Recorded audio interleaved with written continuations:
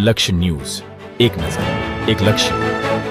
ડભોઈ નગરપાલિકા દ્વારા ઓગસ્ટ માસથી ડભોઈ નગરમાં સિંગલ યુઝ પ્લાસ્ટિકને લઈ પ્રતિબંધ જાહેર કર્યો છે. છતાં કેટલાક દુકાનદારો, વેપારીઓ સિંગલ યુઝ પ્લાસ્ટિકનો વેપાર કરતા હોય. ડભોઈ પાલિકા દ્વારા અગાઉ મોટો જથ્થો ઝડપી પાડ્યો હતો ને 1,02,000નો દંડ કર્યો હતો. વેપારીની દુકાન સીલ કરવાની કાર્યવાહી કરતા સિંગલ યુઝ પ્લાસ્ટિક વપરાશકર્તા અને વેપારીઓમાં ફફડાટ વ્યાપ્યો છે. અને ડભોઈ નગરપાલિકા દ્વારા સિંગલ યુઝ પ્લાસ્ટિક પ્રતિબંધને લઈ નગરના જુદા જુદા વિસ્તારોમાં ચેકિંગ હાથ ધરવામાં આવ્યું હતું.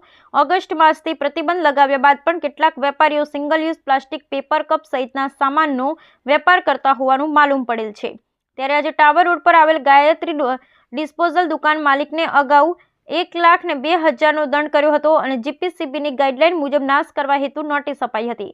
પરંતુ આ રોજ ચેકિંગ દરમિયાન પ્રતિબંધિત પ્લાસ્ટિકનો જથ્થો મળી આવતા પાલિકાના incharge sanitary inspector Maheshbhai Vasava, city manager IT Bhavishaben Parmar, Kopin Patel, Shivam Tadvi, Nitin Vasava, Dhruv Tadvi, Prachi Patel અને પિંકેશ રાણા દ્વારા કાર્યવાહી કરી ચીફ ઓફિસર જયકિશન તડવીની સૂચનાથી દુકાન સીલ કરવાની કાર્યવાહી કરતા સિંગલ યુઝ પ્લાસ્ટિકનો વ્યાપાર કરતા વેપારીઓમાં ફફડાટ ફેલાયો હતો.